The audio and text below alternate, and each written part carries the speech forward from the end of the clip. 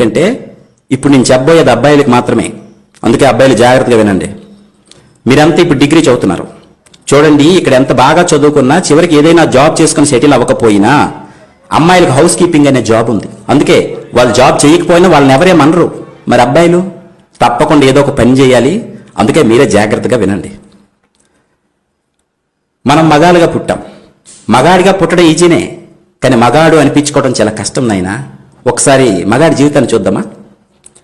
5వ క్లాస్ లోపు అమ్మా నాన్న తప్ప మనకి ఇంకేం తెలియదు. 6వ క్లాస్ నుంచి 10th క్లాస్ వరకు కొత్తగా అన్నీ నేర్చుకుంటాం. పుస్తకాల్లోని పాఠాలన్నీ చదివేసి మనమే గొప్పోడుగా ఫీల్ అయ్యి అమ్మా నాన్నకి ఏం తెలియదు అనుకుంటాం. నాన్నకంటే నేనే తెలివైన వాడిని అనుకుంటాం. ఇంటర్ డిగ్రీలు మరి చెప్పాల్సిన అవసరం లేదు. కుర్రోళ్ళం అయిపోయాం. కాలేజీలో అటెండరు, స్వీపరు, వాచ్మెన్ ఇలాంటి వాళ్ళని చూస్తే చాలా చీప్గా కనిపిస్తారు మన కళ్ళకి. ఇలాంటి పనులు మనం చస్తే చేయం అనుకుంటాం. జీవితంలో ఏదో పెద్ద పొడి చేస్తాం అనుకుంటాం. తీరా డిగ్రీ పూర్తి బయటకు వచ్చాక చేతిలో ఉద్యోగం లేక, సంపాదన లేక, బయటికి వెళ్ళి బ్రతకలేక సంపాదించడం ఎంత కష్టమో అప్పుడు తెలుసుకుంటాం. చిన్న ఉద్యోగం అయినా ఎంత విలువైందో అప్పుడు అర్థమవుతుంది. వయసు వచ్చిన కొడుకు ఇంట్లో ఖాళీగా ఉంటే అమ్మా నాన్న నిన్ను అదోలా చూస్తుంటే అప్పుడు మీరు రెడీ అవుతారు. 5,000 జీతమైనా చాలు ఏ పనైనా చేస్తానని.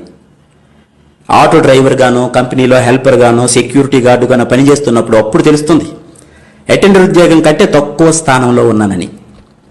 చూస్తూ ఉండగానే 30 ఏళ్ళు నిండిపోతాయి నీకు. పక్కన పెళ్ళాం, చేతిలో 2 పిల్లలు.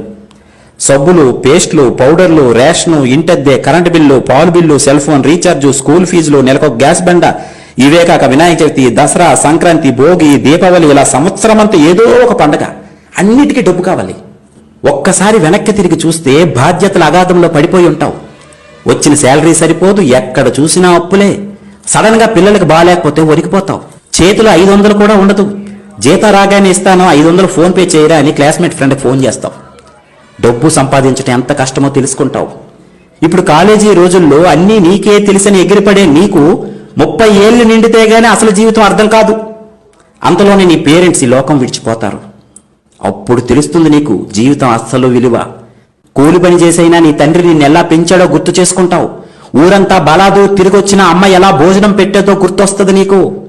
అప్పుడు ఏడుస్తావు, బయ్యో తొక్కలో లవ్వని అమ్మాయి వెంట తిరిగి అది మోసం చేస్తే ఏడ్చావు చూడు, అసలు అది ఏడుపే కాదు. అమ్మా నాన్న పోయాక ఇప్పుడు వస్తుంది చూడు, ఇది అసలు ఏడుపు.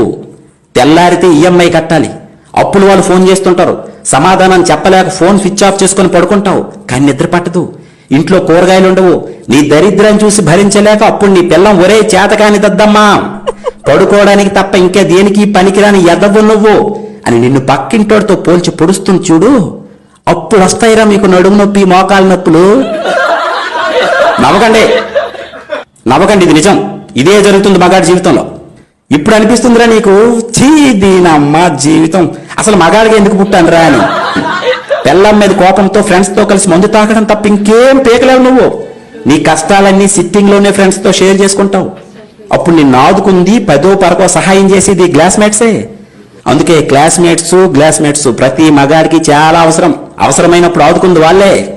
మగాడిగా పుట్టిన తర్వాత ఈ కష్టాలన్నీ తప్పవునైనా సంపాదించాల్సింది నువ్వే, పెంచాల్సింది నువ్వే, దొబ్బులు కాయాల్సింది కూడా నువ్వే.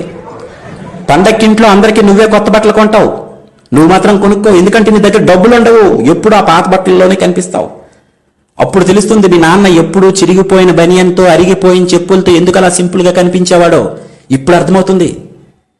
నువ్వు నాన్న అయితే గాని మీ నాన్న అంటే ఏంటో నీకు అర్థం కాదు. 30 ఏళ్ళు నిండిన తర్వాత సడన్ గా చదువుకునే టైంలో బెల్ కొట్టే అటెండర్ గానీ, వాచ్మెన్ గానీ నీకు రోడ్డు మీద కనిపిస్తారు. చిన్న ఉద్యోగమని, తక్కువ జీతమని హేళన చేసి నువ్వే ఈరోజు అతన్ని ఎంత ఆప్యాయంగా పలకరిస్తావో చూడు. నీకంటే అతను ఎన్ని రెట్లు గొప్పవాడో ఇప్పుడు నీకెవరో చెప్పాల్సిన అవసరం లేదనుకుంటా. కాలం అన్నింటికీ సైలెంట్ గా సమాధానం ఇస్తుంది సోదరా. ఇది అర్థమైన రోజు నుండే నువ్వు బ్రతకడం ప్రారంభిస్తావు. ఇక నుండే నీ అసలు జీవితం మొదలవుతుంది. ఇవన్నీ ఏ క్లాసులోనూ మీకు నేర్పరు తమ్ముడు.